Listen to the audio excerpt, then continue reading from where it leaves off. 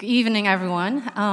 What an honor to be invited to this event to talk about myself, in particularly not about my work or my practice work. I'll start with where I was from. So one of the most intriguing things that have happened in my life was I was born in the city of Hong Kong. So this image sums up very well about my birthplace at that specific period of time.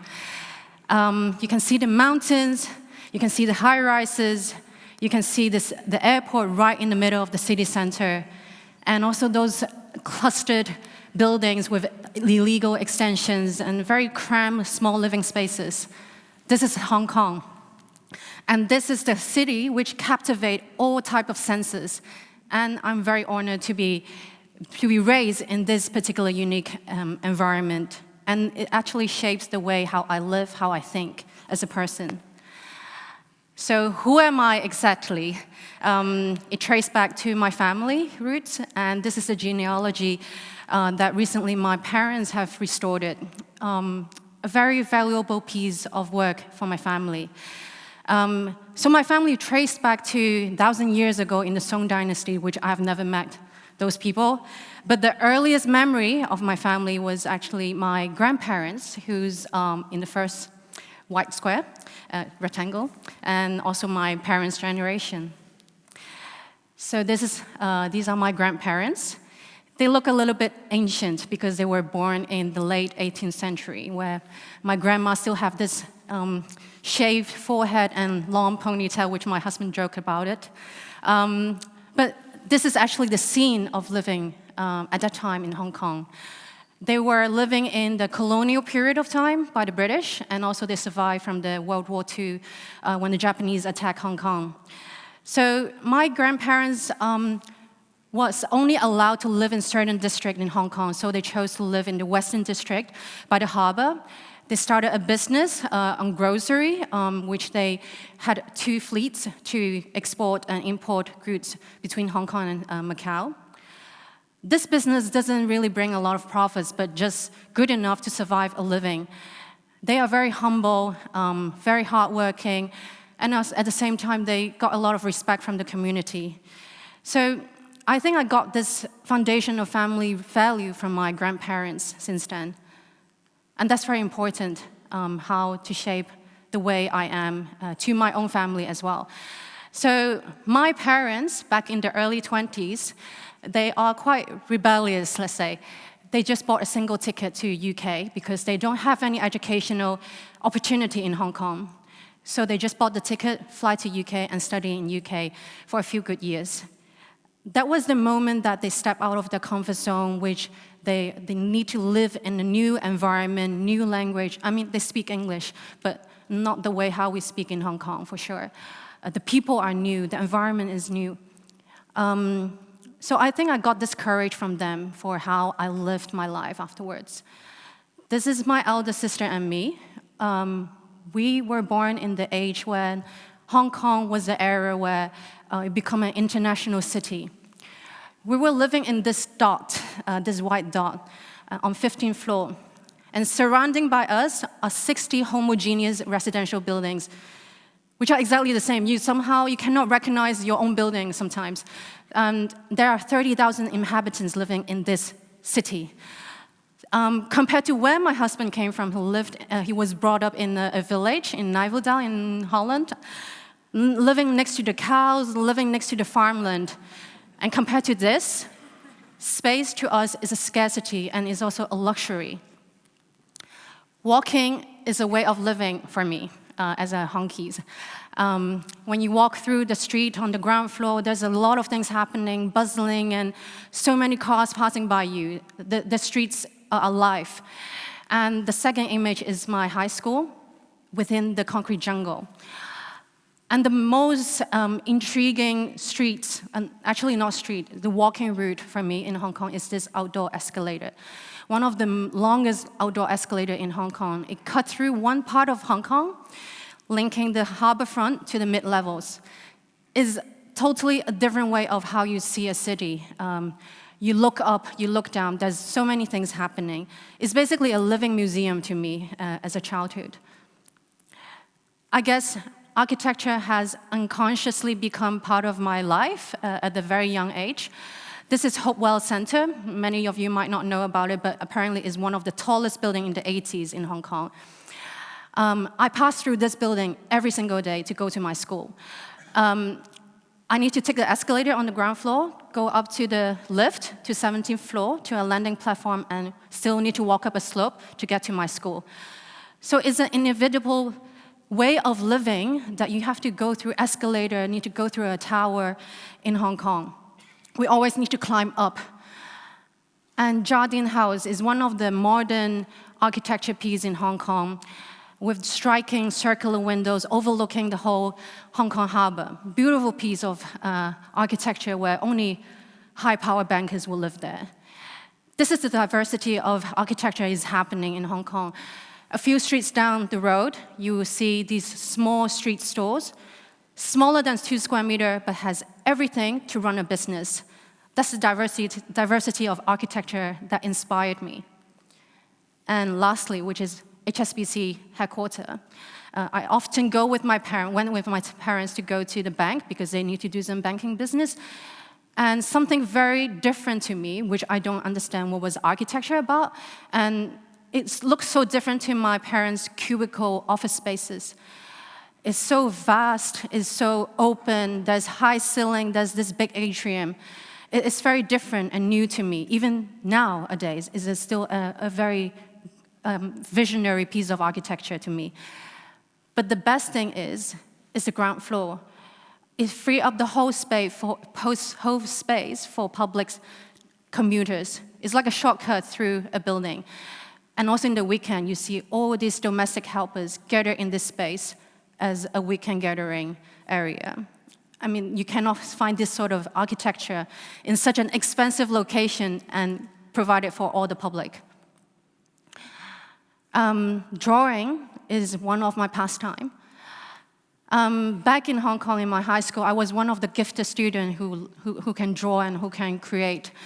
However, in one of the most important public exams, which I need to design a poster by paper cutting, and I failed big time. I got an F grade. Very disappointing, and I got a very slim chance to continue in this school, but the only condition is I cannot carry on with studying art. So I followed the footsteps with my elder sister. I flew to UK in Wales, middle of nowhere compared to Hong Kong where I was brought up. And you see the people around me are totally different. They speak English, and I was one of the rarest Asian people studying in this boarding school. Boarding school is really boring. It's basically you living with discipline and routine. You wake up at 6:30 in the morning, go to the breakfast hall, you must not be late. So there's a certain routine that I need to follow. However, I think this was the time that I can self-reflect and look back at what I want to pursue in my education. Luckily, I can study design and technology, something very British. Design technology, what is it about? This is my mentor, Mr. Williams. He was my teacher, very kind man. He introduced me to this wonderful place, a workshop that you can make things. You can use wood, you can use metal, you can use foam, you can use plastic and different type of machines. This is a kind of education I didn't get in Hong Kong, not like paper cutting. So to me, I can create things from drawing into something realistic. I understand the scale. I can create from a design, from a drawing, into something realistic in my hand. And his wife is an artist. She was the one who inspired me to pick up live drawing.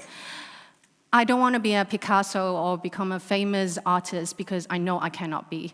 I don't have this greatest talent or patience to be an artist. But these kind of 3-minute sketches of live drawing was a great practice for me to understand what does drawing mean to me. It is not about being the greatest artist, but it's about training my observation and also the understanding of every draw of lines, whether it's thick or whether it's a thin line, what does it mean to me, and what does it express as a person. drawing is a very powerful tool. Apart from spending my time in the workshop, of course, the time at boarding school was so boring, so I also allocate a lot of my time in the library, which we don't have Google, we don't have our own laptops, you know. Books become a very important tool for me to explore the world. So I found out that drawing doesn't just exist by artists or architects, but also biologists or zoologists, you know. Ernest Haeckel's drawing is like looking into a small microscope with all these details, and he draw all these micro-creature in plan, section, elevation. I mean, it's like an architecture, actually. And Zaha Hadid, her drawing work inspired me because it's so lively. There's a certain expression and imagination. And she's the one who inspired me to study architecture. I didn't want to be an architect, to be honest. I don't know what does architecture means to me. To be an architect, do I need to build buildings? What does it mean to me at age 15? Who knows what you want to be at age 15, to be honest. But I think studying architecture is a way of training my thinking.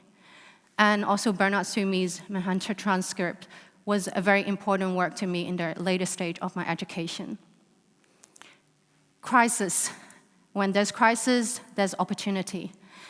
So in 2008, I was studying in TU Delft, and the Baukunde burned down, slowly, very slowly. And that was the crisis that a lot of students managed to have this opportunity to create things. We makeshift, and also we create our own studio. We sort out our own studio space, and we find an old derelict factory, and we squatted in. Temporarily for a few months. So this is a group of people that I work with from different countries.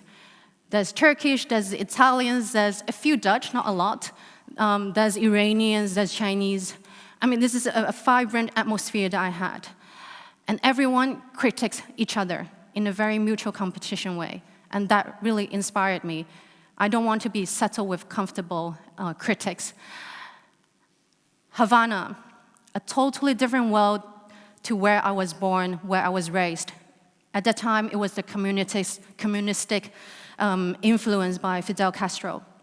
We spent 2 weeks there, actually 3 weeks. It was so fun that I forgot how long that we stayed.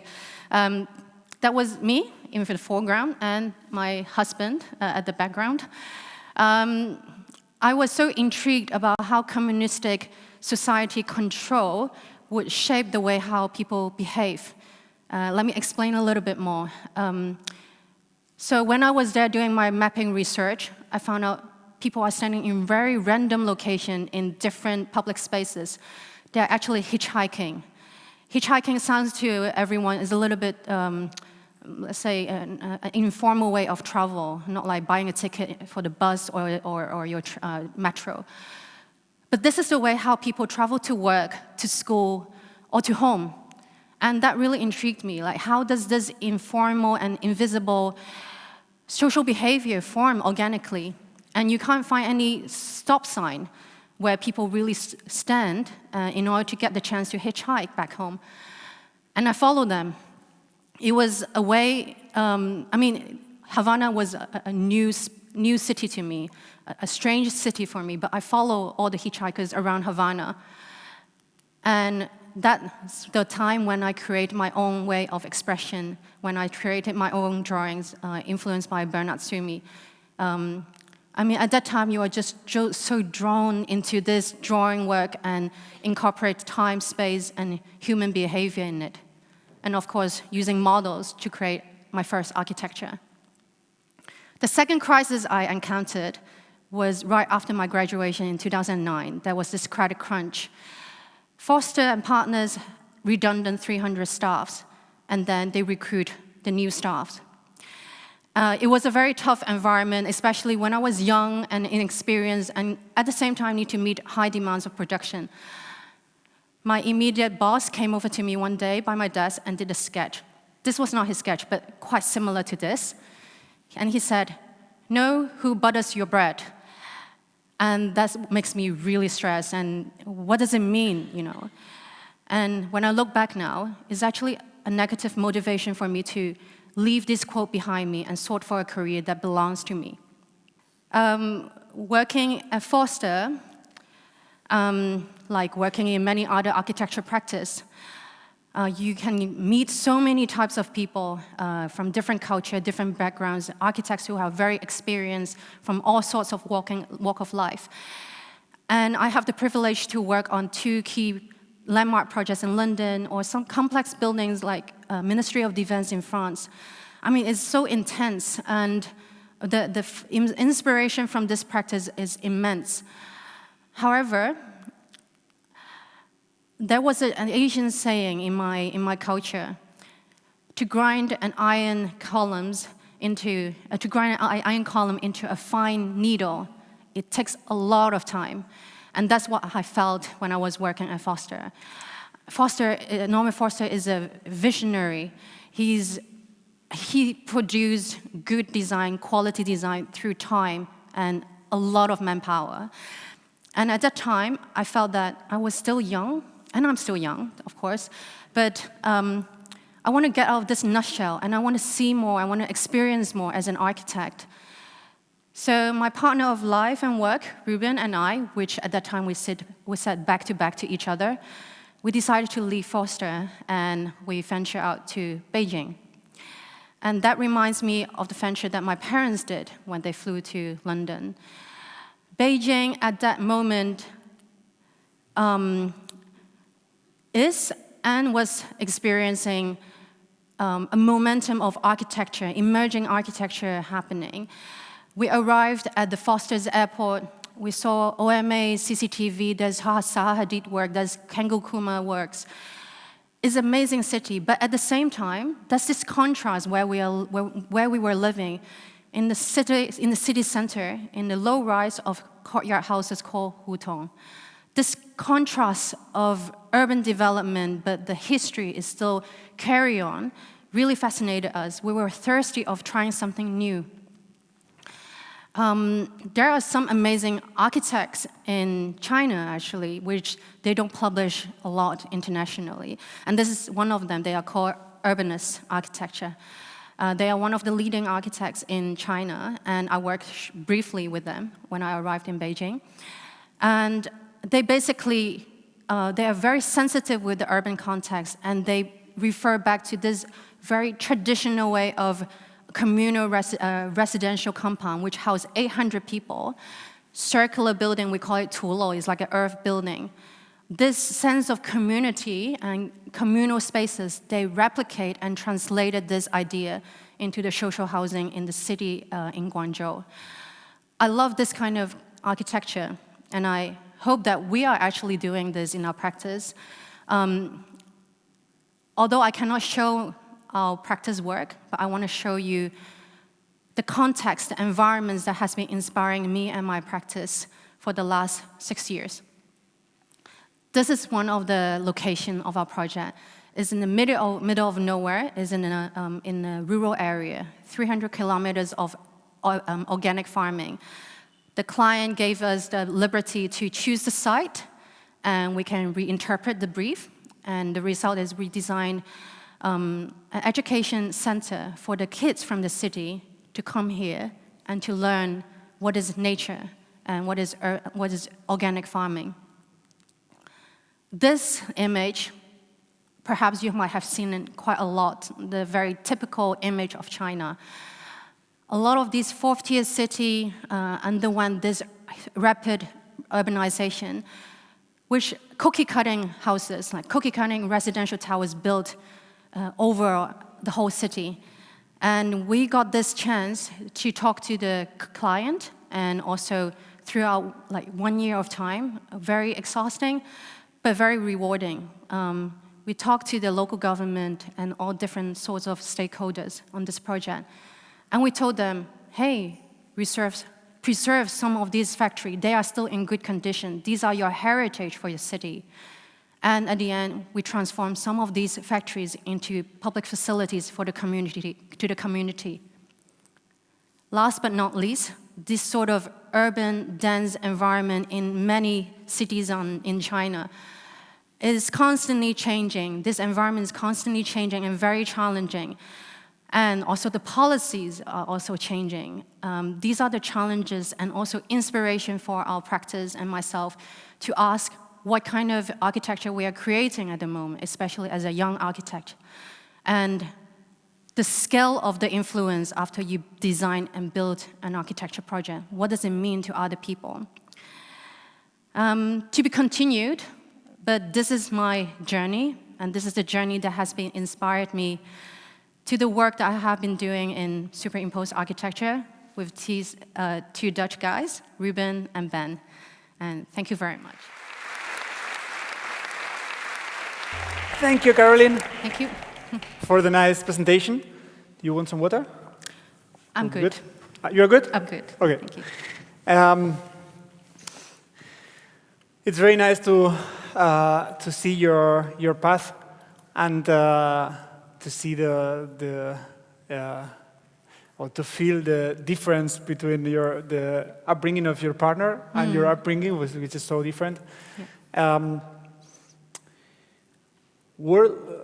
Actually, I wanted to ask this as last question, but maybe we can start with that. Where will you take architects here from Europe to Asia? So to be impacted by the way life works there. From Europe to West, yeah. from I have Western never been to Hong China. Kong, for example. Right, and how do I bring this to China or where to will Hong Kong? you bring me? Oh, where will I bring you? Yes. What should I not miss if I go to Hong Kong, if we are more specifically? Definitely the escalator, yes. And definitely the HSBC headquarters. But I have to say, the city itself is just amazing, and I think you have to go through the city itself to experience it. That's why I also mentioned that the city itself is a museum. Basically, you walk through the time of how the colonial period affect the life and architecture and the public space, but at the same time, how the influence of being an international hub, that all these high-rise buildings were built. So this history of time in architecture is everywhere in Hong Kong.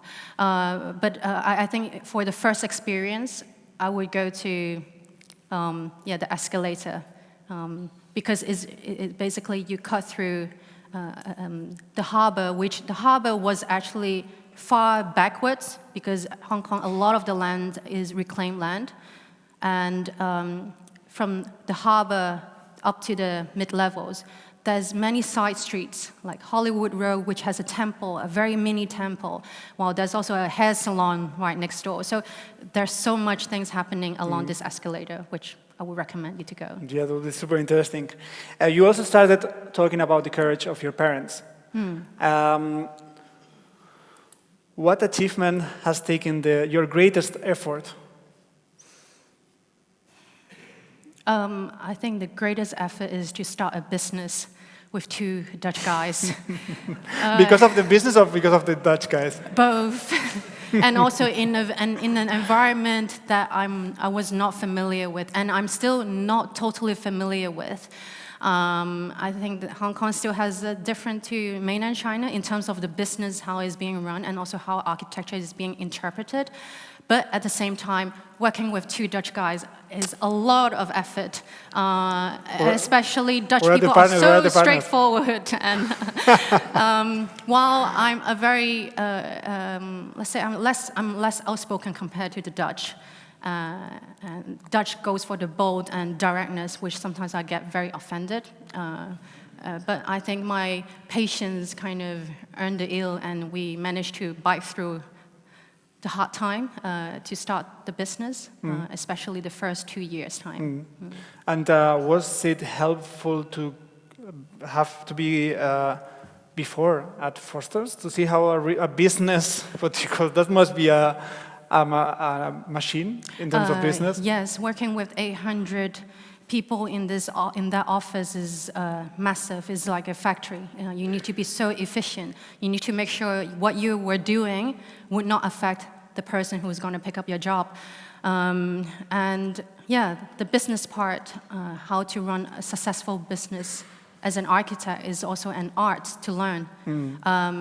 The scale of superimposed architecture operate is totally different to Norman Foster, of course. But I learned quite a lot from it, how to be systematic, how to create standards, how to be efficient. We are not just drawing a painting on a blank page without an end, you know. Architecture has to stop somewhere. And I think that was what I learned at Foster. I think it's very interesting that you mentioned twice the word crisis. Yes. And there was, before in the presentation before, a kind of from the crisis coming opportunities. Yes. I wonder if it's needed to have that kind of crisis to be to experience that good times afterwards. It was would it to be too comfortable to not have that big crisis? I think crises make people to challenge yourself more, to stretch your boundary and knowing where you can achieve more. And very often we are sitting in our box, which is so comfortable, and we don't want to move out of it. And I think by having crises, which sometimes are inevitable, like COVID, create a lot of crises in our world. And how do we find this opportunity within this crisis, like this little crack, and how to think creatively to make something out of it? I think it's not good to sit there and wait for the crisis to pass by you. Yeah. Because life goes on, and your life goes on. Your time is so valuable. You need to make good use of the crisis to make it something rewarding. Yeah, in our previous conversation, you mentioned that you have worked many hours. Correct. But now you have a son. Correct. Correct. Yes, it's like a full-time job. That's another. That's like many two of jobs. you might know. Yes. How has that changed you as an architect? Not only hours-wise, or but as a knowing that there is someone who is coming, who depends on you and your influence, and is going to experience the world. Yes. I think this responsibility to become a parent is so big compared to an architect. Architecture, you can spread the risk between different parties. There's an engineer, there's a structural engineer, there's different people supporting a project to make it work. While having a family, this little guy who comes to you every day and asking for different demands. And how you respond to this person is so important. And I think the upbringing of myself, definitely, and also my husband, definitely has a lot of influence on my child. And I think the experience that I have, the background that I have, definitely will shape how he would be. And of course, I think as a parent, you want to leave room for your kid to develop the person that he wants to be. So compared to having a human being and architecture, human being has this reaction to you, a feedback to you, and is a living emotion that you constantly need to empower this. Whereas architecture, I think, somehow is a less risk, responsibility in a way. I would put it in this way because architecture itself as a business, to run this business is very stressful. And I don't want to have these two things that compete with each other. I should enjoy my work, but I also should enjoy my living at the same time. Yeah, definitely. Yeah.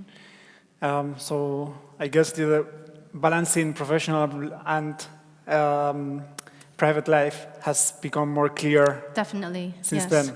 Yes. One last question. You mentioned in our previous conversation that that you are a quiet person, but you often like to do like extraordinary things. right? That you have a kind of a Maybe plan? not as crazy as Elizabeth. I like sailing, but I haven't gone that far yet. Yes, to challenge the boundary of yourself, And to what- go out of your comfort zone.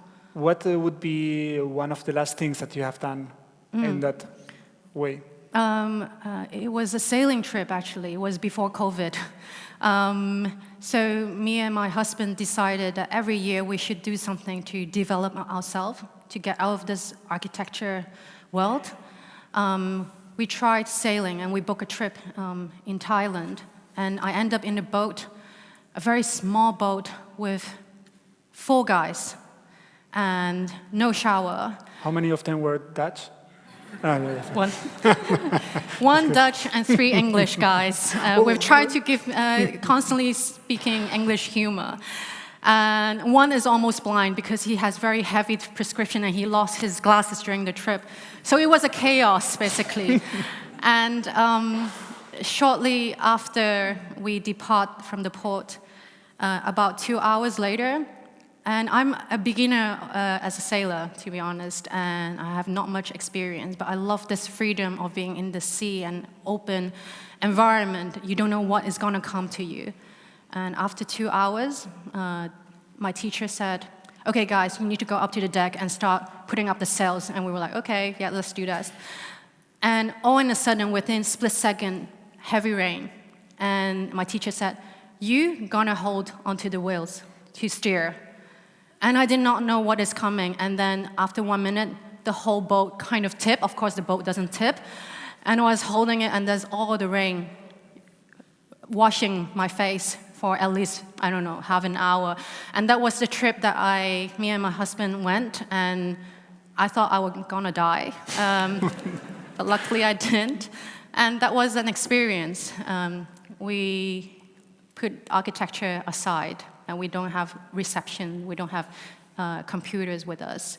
And it was an experience, and I would suggest any one of you to find this sort of experience in your life. To Maybe get out of maybe not that crazy.